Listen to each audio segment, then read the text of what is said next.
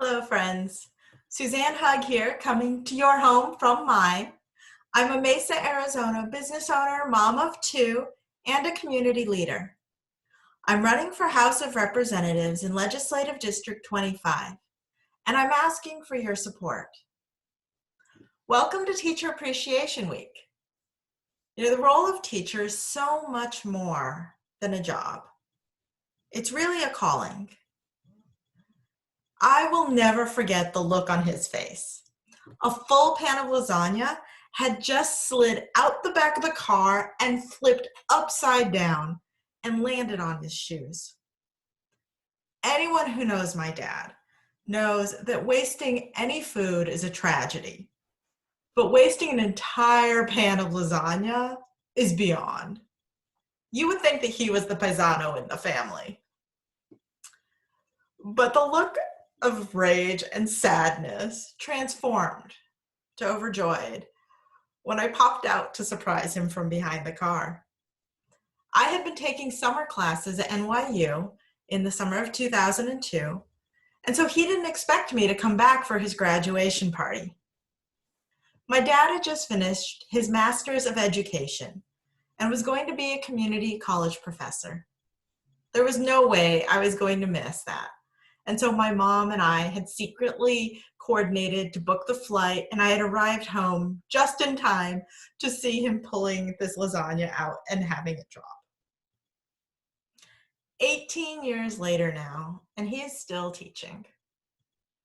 And he's adjusting now to virtual classes, just like the rest of us. For me as a parent, homeschooling has been a tough adjustment. We're trying to create routines. I'm trying to come up with lesson plans, make sure our kids get to their online meetings. And I'm sure for me on some days, just like other parents, if I feed them regularly and keep them off the TV for more than 8 hours, I'm doing pretty well. But I know too, it's been incredibly hard on our teachers.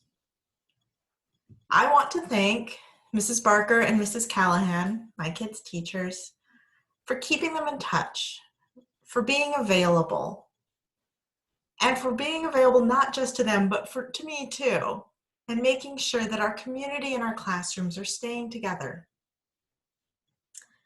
I know that there are so many teachers out there that are dealing with their own families and their own kids, but they're also caring for ours as well. We cannot thank you enough. Last week, I was part of a Zoom forum discussion about this transition.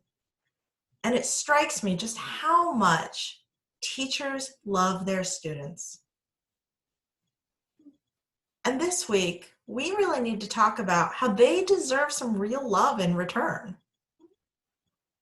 Teacher appreciation needs to be about more than mugs or shiny red apples.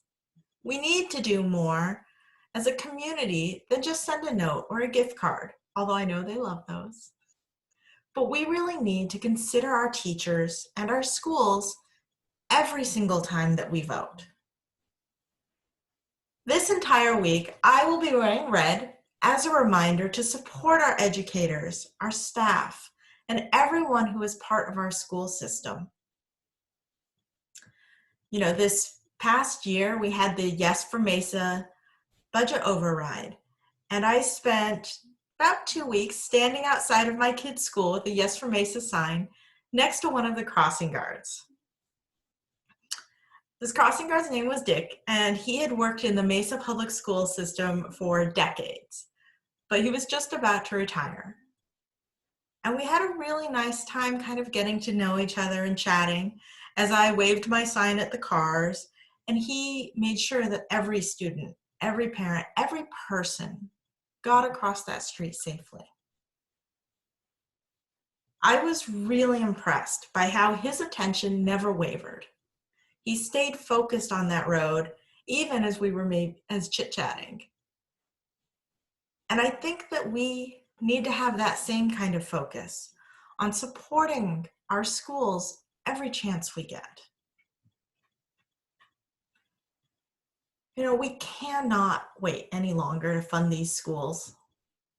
Arizona is still below 2008 levels of school funding.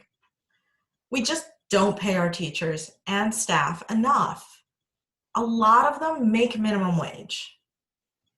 These are professionals who are protecting our community and building our future. We need to invest in them so that we can grow a strong community.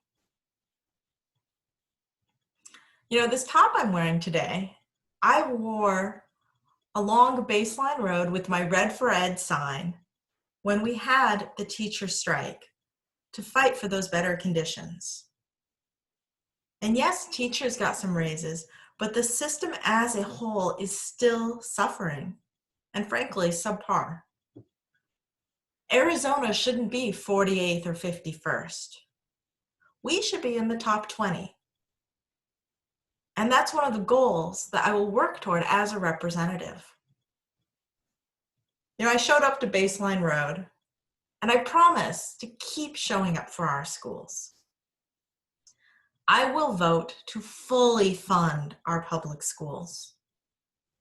I will close the loopholes that are stealing money from our kids' future to line what are already very full pockets. And I will invite our families and our schools to partner to create the solutions that we need to innovate and to drive Arizona forward. Nobody knows what this coming school year is going to look like, but we need to prepare for the reality that it may be more virtual and will need flexible resources and support. We also need leaders who are willing and capable of providing that help. So this week, I ask you, thank your teachers, and also pledge to act. Pledge to vote and volunteer for candidates like myself who support public education. We need to change the balance of power in the House and the Senate, and we're so close to being able to push through these bills and these initiatives and this vision that can make Arizona happier, healthier, and more prosperous. Thank you for sharing a few minutes with me. Please let your friends know about my campaign and make a donation if you're able. hug4house.com. Take care of yourself and your loved ones. I wish you all the best. See you next week. I'm Suzanne Hug, your LD25 candidate for House of Representatives in November. Take care.